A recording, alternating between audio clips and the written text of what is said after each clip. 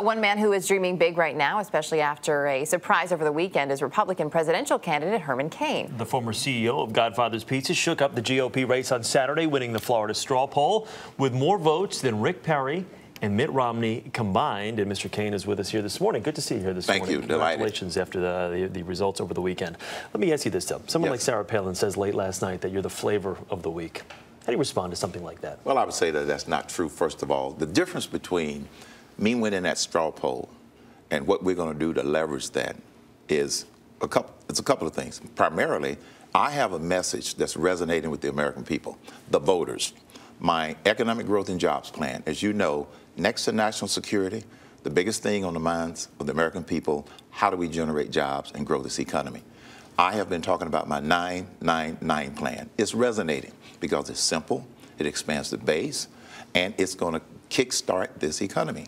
So rather than being the flavor of the week, people are saying, there's more to that flavor than meets the eye, and it's substance. And I'm going to continue to talk about solutions to some of these issues rather than just talking about the issues. We should point out, though, a number of the Republicans who voted in that poll, some 2,600 plus people, said, you know, we really don't expect him to be able to go on and be the nominee. This is a grueling endeavor. It is expensive. You mentioned recently you thought a couple of times about dropping out, and most people would say, look, you may have something people respond to, but your chances of actually getting that nomination, pretty slim. So why stick with it then? Well, you know, aerodynamically, the bumblebee is not supposed to fly.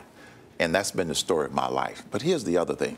There are two dynamics in this campaign that weren't around 10 years ago, and I wouldn't have had a chance. Number one, this massive citizens movement that some people call the Tea Party movement. It's not just the Tea Party. Every organization is mobilizing its members to get involved and get active. Secondly, the power of the internet. We didn't have that 10 years ago. One of the reasons that I believe that I won that Florida straw poll, one of the reasons that I believe that, according to the latest Gallup positive intensity poll, I happen to come in first place on that. And just yesterday, Zogby announced that in their new national poll, I actually outpolled Rick Perry and Governor Romney. Why? Because of the power of the internet. So people aren't just dependent upon, with all due respect, the mainstream media for its information about who it is that they like and where you stand on the issues. And so those two advantages give me a big advantage in order to stay in this race. I want to talk to you about something that you said in an interview on Monday night, which gained some headlines here. You said you'd be able to peel off 1/3 of the African-American vote in a general election. In 2008, President Obama received 96% of the African-American vote. Obviously, this is a solidly Democratic bloc. How do you propose to do that? I mean, that is kind of going out there on a limb to say that you can do that as a Republican. I'm doing it based upon the feedback that I have gotten directly from Black Americans who love my message. Has nothing to do with color. It's all about my message of growing this economy.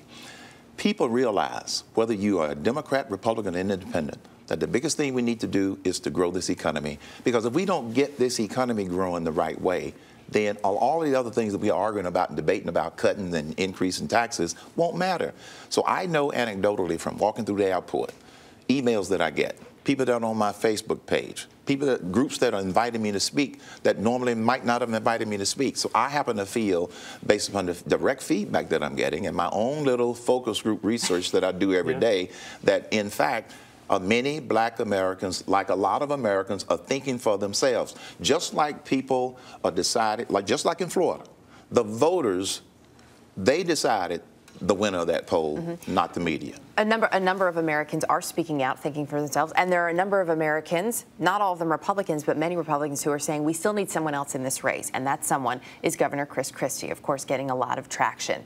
If he were to jump in the race, A, as a Republican, do you think that would be a good move? And B, what does that do to your candidacy and your chances? If he jumps in the race, come on down, as they say. Remember, the hype was the same before Governor Perry got into the race. So it doesn't bother me, and here's why.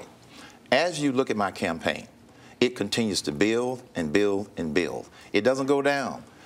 Cain supporters do not defect. And the fact that we are where we are today is going to continue to build. They are not going to jump ship just because the media,